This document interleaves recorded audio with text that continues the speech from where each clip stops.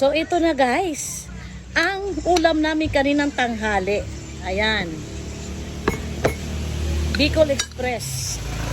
Hindi ako nagtanghalian kanina guys kasi nag-almusal ako kanina 11:30 na. So ngayon lang ako tanghalian. So ang tanghalian ko hapunan na. O, di ba guys?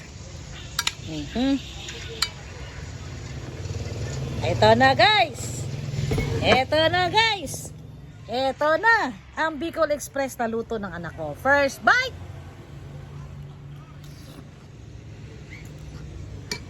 Harap. Harap. Ang dami na niya nilagay na siling haba kanina. Hindi ganun tanghang. Ito yung siling haba na magandang gawing dynamite na luto. Yan. Sarap. Sarap. Karne.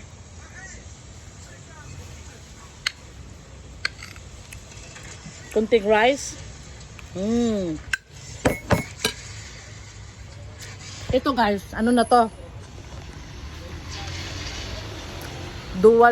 Dual purpose eating na to. Ang tanghalian, hapunan na. So naka-skip ako ng isang meal. Diba? Galing. Tapos, kaya na ako kumakain kasi sasama ako kay Jason. Magja-jogging si Jason kasama si Tyra. Ayan. Another bite ng version ng anak ko to na Bicol Express.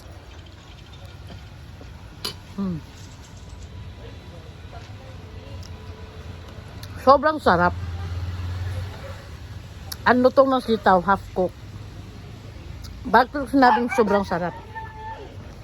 Kasi busog na busog sa gata. Tatlong yung nagata ang pinabili ko kanina, yung large na nyog, yung tag 30. Kaya ang lasa ng sauce niya guys, manamis-namis na. Sabi nga nung anak ko kanina, ma, ba't lasang manamis-namis? Di naman naglagay ng asukal. Sabi ko yung magulang na yung yung nyog na niloloko ako ni Jason. Yung nyog na nabili ni AJ kanina, yung anak ko na malengke, sobrang gulang na kaya ang sarap. Sarap!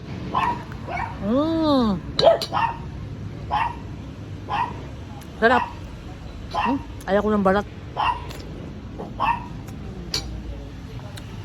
Ayan guys, luto din kayo ng Bicol Express. Ang tip ko lang sa inyo, kapag magluto kayo ng Bicol Express, huwag nyong tipirin sa gata. Okay guys? Thank you for watching for my lunch and dinner. Bye!